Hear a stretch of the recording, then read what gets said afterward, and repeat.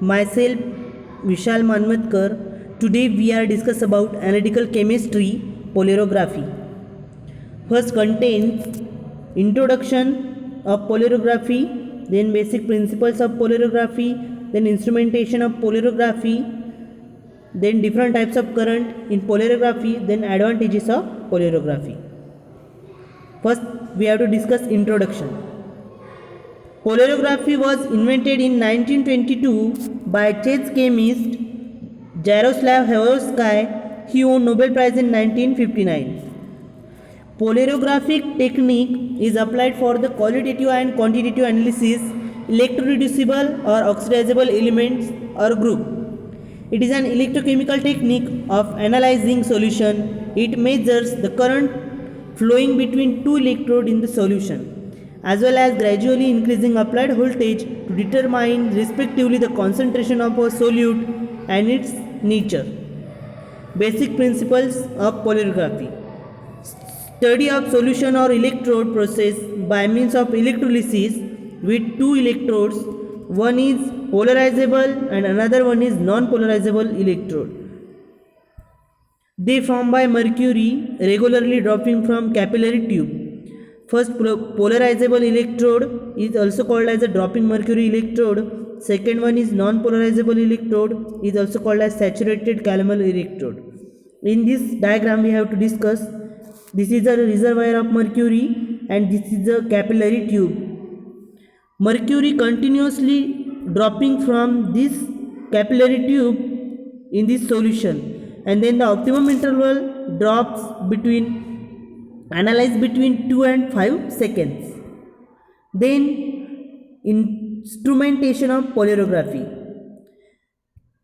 It is a method of analysis based on the measurement of current electrolysis of an electroactive species at a given electrode potential under the control condition. In this method, reference electrode and indicator electrode are required. Reference electrode act to maintain a constant pressure throughout measurement, and indicator electrode assume the potential impressed upon it from an external source.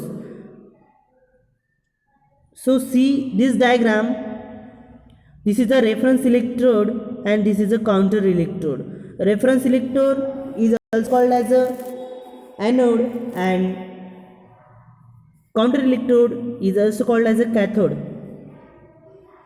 So this solution will be create here the drop of mercury on this capillary tube, mercury pool. The mercury pool act as an anode, dropping mercury electrode act as a cathode. Both this anode and cathode will be attached with battery, and potential will be due to that potential of analyte takes place and current is measured. First we have to see dropping mercury electrode. The diameter of capillary is 20 to 50 micrometer. Then droplets timing is 2 to 12 seconds or 5 to 13 drops per minute can be produced.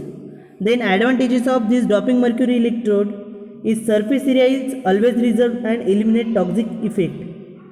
Then at disadvantage of capillary can be blocked and potential range between 0.4 to minus 1.8. Then mercury pool. This is a mercury pool. Mercury pool act as a cathode and surface area. This mercury pool is very high as compared to the drops.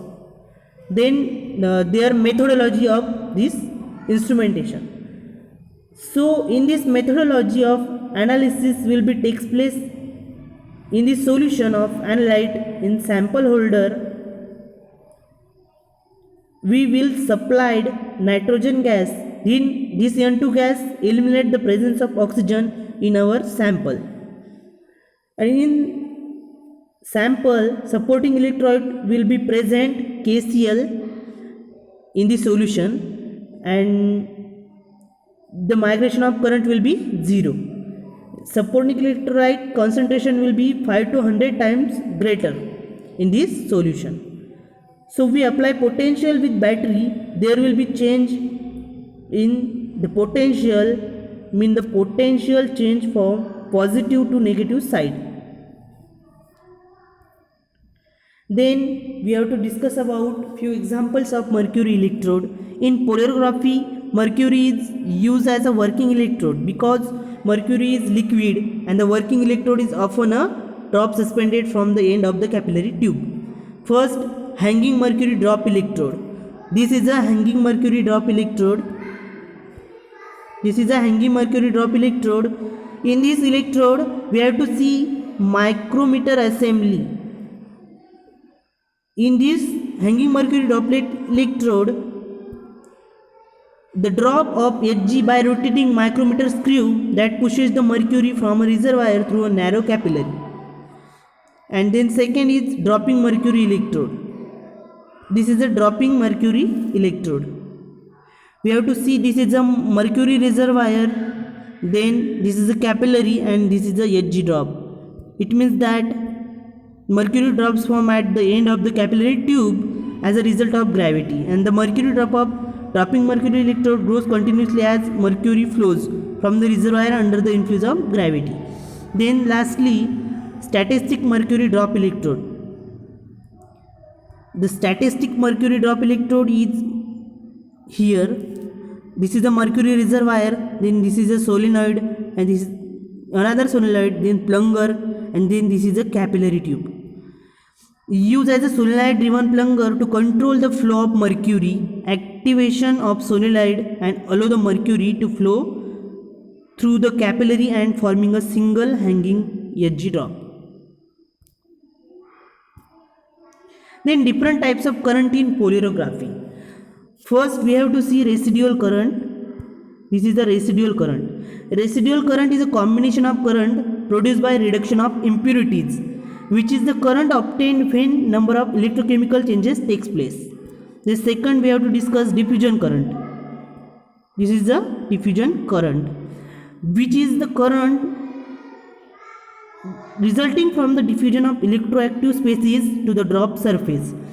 Different of the analytes depend upon the concentration in this diffusion current. And third one is limiting current, which is the current obtained by overchanging of current value throughout the lifetime of the drops. Then lastly, advantages of polarography.